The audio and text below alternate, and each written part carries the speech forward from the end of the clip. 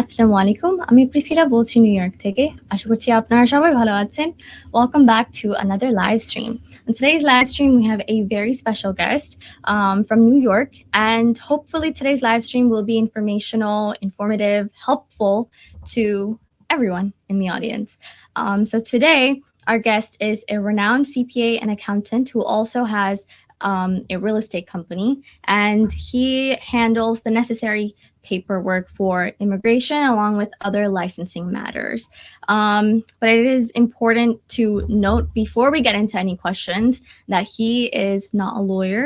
He graduated from the same university that I'm actually attending right now.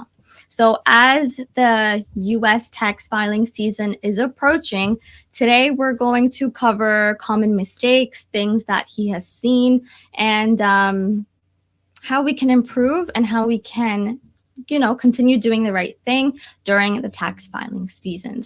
So we're also going to discuss any updates, any new things that have come up for the tax year of 2023. And we're going to cover a bunch of topics that hopefully will be helpful to the audience. I'm going to attempt to translate as much as possible. And if the viewers, if you have any questions, please feel free to leave your questions in the comment section, and I will try to bring up each one that I see. And any topic that we won't cover yet, if you comment, I'll try to bring it up. So thank you so much for joining me today. I know you're busy, so thank you for taking the time to join me. Of course. How are you doing today? How's your day been? Doing well. Getting ready for tax season. That's good to hear. So you are very involved in the Bangladeshi community. You work with a lot of Bengali people.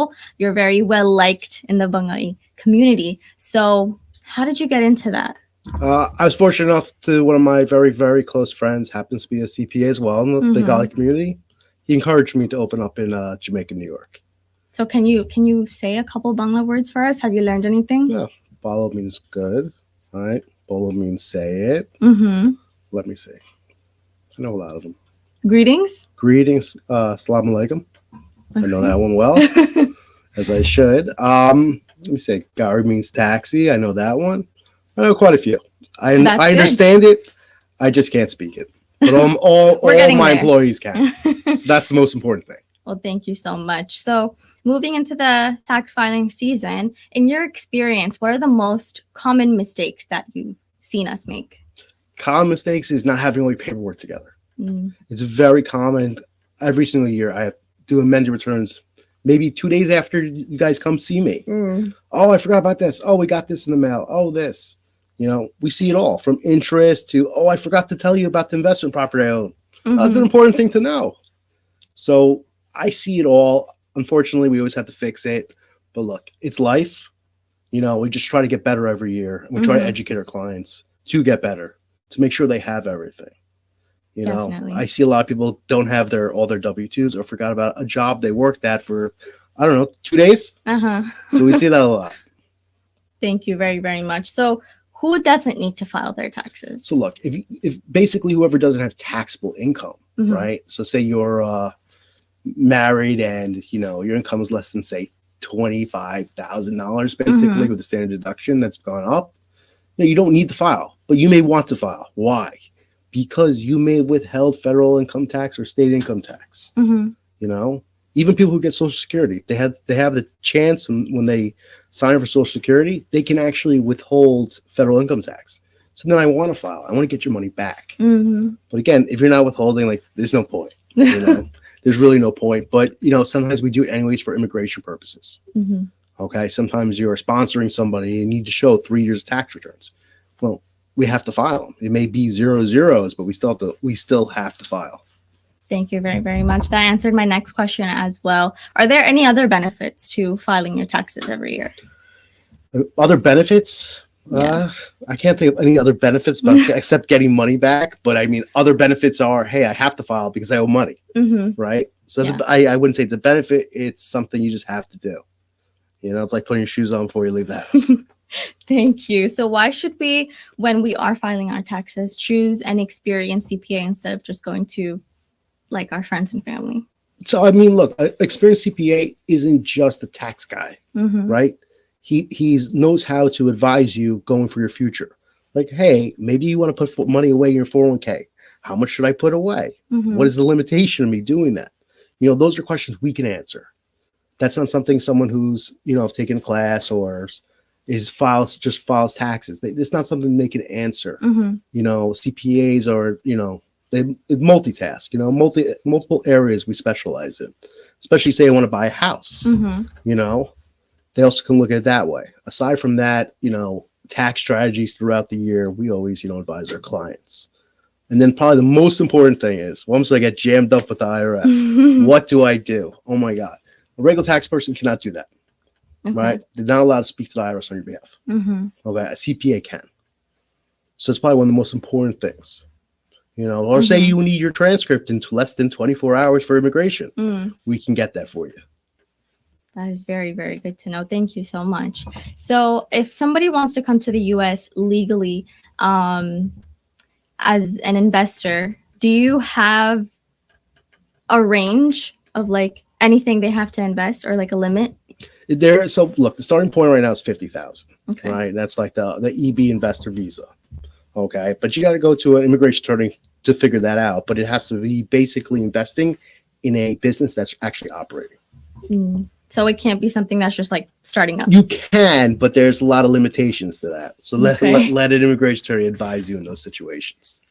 And you mentioned sponsoring someone a little bit ago. So if I want to sponsor someone that's not my relative, are there any consequences or dangers? So there are some dangers. So say you sponsor, even if it was your relative, still some dangers, right?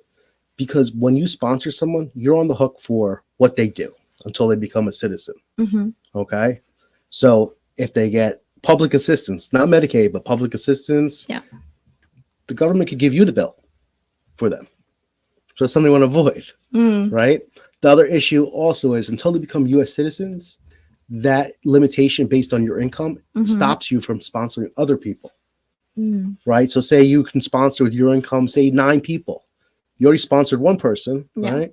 So now until that person becomes a U.S. citizen, you can only sponsor 8 others, right? So until they become U.S. citizens, you know, it's still a burden on you. It's something everyone thinks about in the back of their head.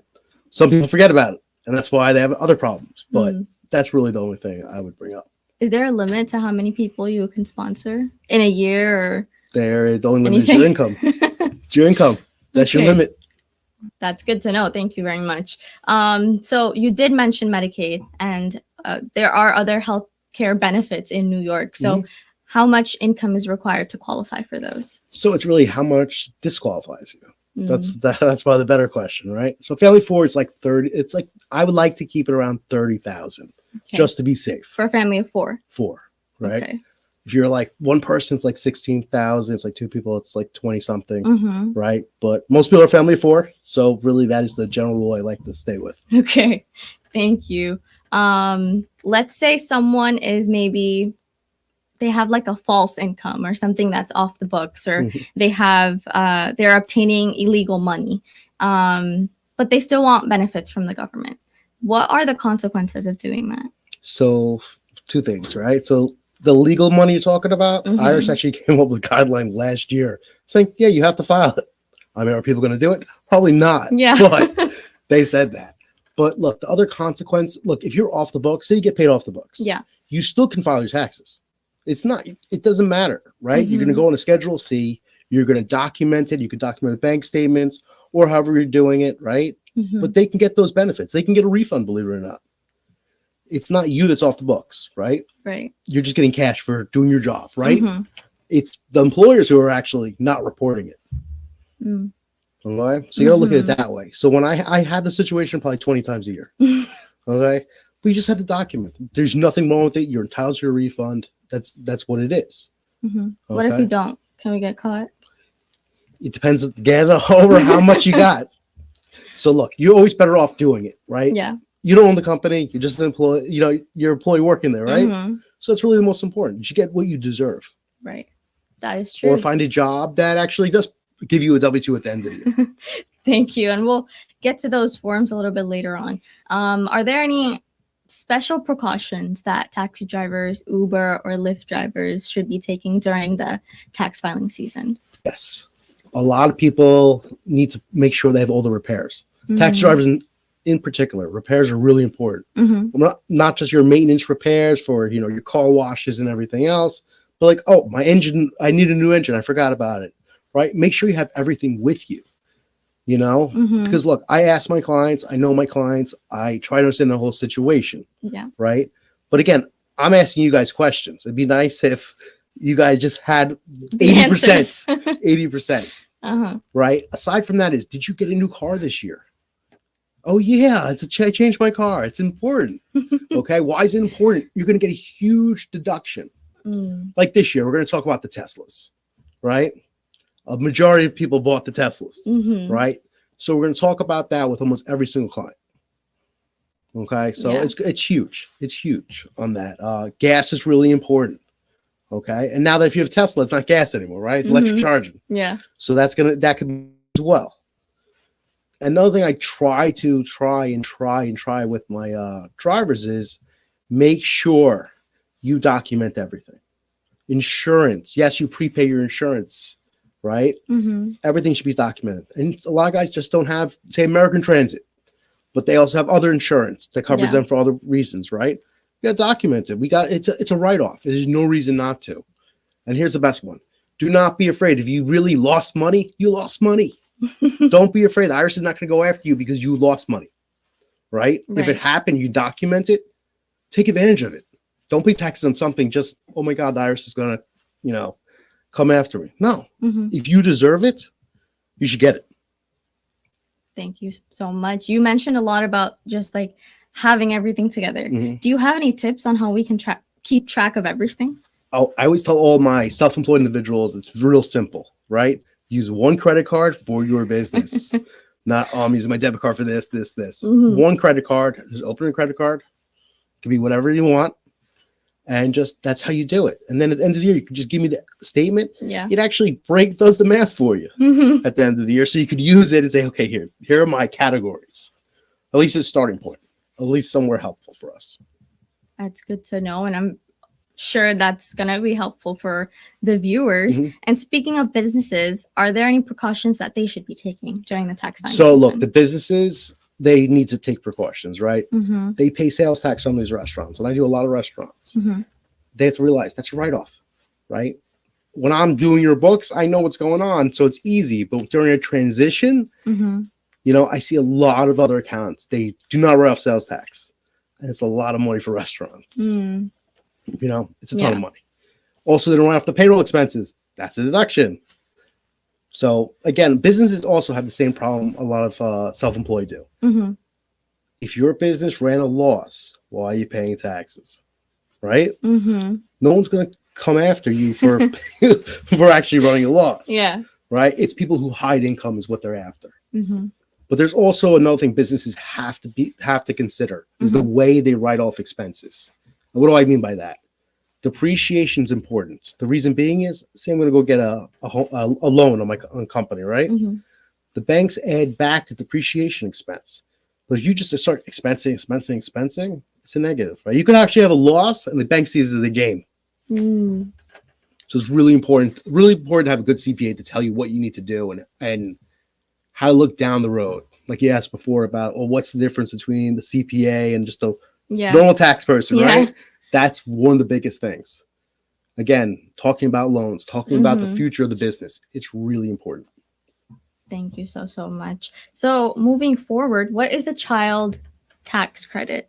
So right now it's like 2,000. Right now it's 2,000. You're going to hear everything. You look online, you'll hear everything. Right now, with the whole bill is trying to get passed, you got Republicans that want it for the businesses, right? Yeah. You got the Democrats who want it for the child tax credit, right? Someone's going to meet somewhere in the middle. It could be 3,600. It could stay as low as 2,000. It depends where things shake out. Thank you. And where are they taking the money from? The wonderful IRS. Thank you. So if I am looking to buy a house, how much is there like a specific amount of money that I need to be earning while filing my taxes? So for W-2 people, unfortunately, life is set in stone. There's nothing special you got to do, right? Okay. But if you own partnerships, you own real estate, investment properties, it's really important. You got to talk to someone who knows what they're doing. Mm-hmm. You don't want to run a negative. The underwriters who are doing your loan will actually factor it in. So you can make 100,000 and have a huge loss. They're going to factor in, no, I'm only making 90. Mm. And remember, as interest rates keep going up, Mm-hmm. you're going to be able to afford less. So it's really important knowing what you're doing in this situation. Okay. Don't just file just to put all these negatives. Don't, of course, nobody wants to pay taxes, but I always say you got to pay to play. Yeah. Thank you so much. And on top of property, if there are two owners that own the property, can they both make a claim on their taxes? Yes, they absolutely can, but they got to share it. Mm-hmm. Right. So same thing with the mortgage, right? You got two owners. Half the interest is going to one owner, half interest is going to the other owner. Same thing, real estate taxes, all that stuff, depreciation, expenses, insurance. Most like what I do in a lot of the situations, because I see this a lot, it's real simple. Okay. I say, both of you come into my office and we're going to do one of them and we're just going to split the other. Okay. Because they got to match. Thank you. So looking at dates a little bit, when is the first day of taxes? Now it's January 29th. Okay. Before it was the 18th, but now it's January 29th. And you mentioned a little bit about W-2 forms. So when are employers required to send their employees their W-2 and 1099s? By January 31st. Okay. Right. And what's the difference between those two forms? So one is really for self-employed or interest or 1099 miscellaneous, right? But that's mostly what it's for. Mm-hmm. Or even like, stocks and everything else, right? W-2 is really for an employee. Right, you work for a company, getting W-2. So if my employer doesn't give it to me, is there anything I can do about that? Yes, there is. There's so many different ways to get one. Let's start with the easiest. Call the employer, right? Yeah. Employer says, I don't want to give it to you. Mm-hmm. Or I don't care, I'm not giving it to you. Yeah. Right? Then guess what? You can actually call the IRS and they will write the employer a letter threatening to get you a W-2. Say that still doesn't work because I actually been down this road and it not always works. Especially this year, I've seen it one time where the employer didn't want to give anything. Mm-hmm. So then, what do? Right? One thing you can do: there's a special form that you can fill out. That's basically a substitute of a W-2, and we file that with your taxes. But it's dangerous. I'll explain why. Say they eventually do report it to the IRS, the W-2, and that substitute W-2 doesn't add up. We're amending the return. So it's not that easy. And it's unfortunate for the people that work for those employers. Thank you very much. I see a question. Uzair Ahmed commented that he's been working since 2022 in New York, paying taxes, and he has his pay slip and everything. How can he get his tax return? He's got his pay slip. Yes. So he's got everything. So yeah, I mean, unfortunately, got to wait till the 29th. Okay. There's nothing better and like nothing else I could tell you to speed that up. And that kind of goes on to my next question. When's the last day of taxes, or when can you last request an extension? April 15th. Okay, thank you very much. And what about Americans that are living abroad?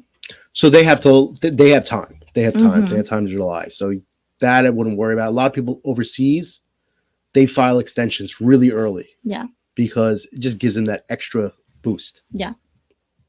Right. And then if you're filing extension, if you're in the States and you're filing extension, you have till October 18th, just like last time. Okay. Thank you. And when is the last day to file an amended return for a 2020 refund? July. Thank you. And do you know the standard deduction for this year? So this year, everything's gone up went up like $750 a person. I mean, it's the best way to look at it because you got filing married jointly. It's gone up a lot, almost $30,000, right? Everything's gone up. Yeah. Why is that good for everybody? And that's because of the Inflation Act. Because you're basically you're paying less taxes, right? Your taxable income is actually going down. So it's a huge savings for everybody. But the biggest hit, and with the earned income credit this year, it's almost $8,000. That's if you have 3 qualifying children, right? And that's big too, right? But the child tax credit is going to be everything. Thank you very, very much. And last kind of like formal question, is the 600 reporting rule still happening this year? So this has been the second year delaying. Everyone's very thankful for it, right? But yeah, no, this year we don't have to worry about it. Okay. So I kind of want to move on to you. How did you get into this field? Did you always know you wanted to do this? I used to be an investment banker, Mm-hmm. and I got into this really just on a whim. You know, I got It's working out for you. It worked out very well for me, but back then I didn't know. You know, but it's a different world. Instead of helping rich people get richer, I'm helping everyone else get to where they should be. Mm-hmm. You know, and everyone's been very, great to me in this community, and I like helping people. That's obviously very good to hear. And what's the future looking like for you? Anything else you want to do? Anything else you want to accomplish? Accomplish? No, not accomplish. I think I'm in the right field. I'm with the right community, and I just want to grow. I want to grow. I want to help more people. Mm-hmm. Right now my office is in Jamaica, so I guess my ambition is maybe open one up in Jackson Heights. Mm-hmm. That would definitely go from there. Get you a lot more people in the Bengali community. Mm-hmm. Well, thank you so much for giving me your time today. Shahriar Buyan, we answered this question. If he makes 300K a year, is there any way to not pay taxes? Yeah. Go overseas. There is? Run away. Go overseas. Thank you so much once again for your time. And thank you to the viewers for watching this live stream. I do hope it was helpful, whether you're in the US or abroad. And I hope to see you in my next live stream. And I hope to see you again in the future. Thank you so much. So thank you so much. And I'll see you all in another live stream. Assalamu alaikum.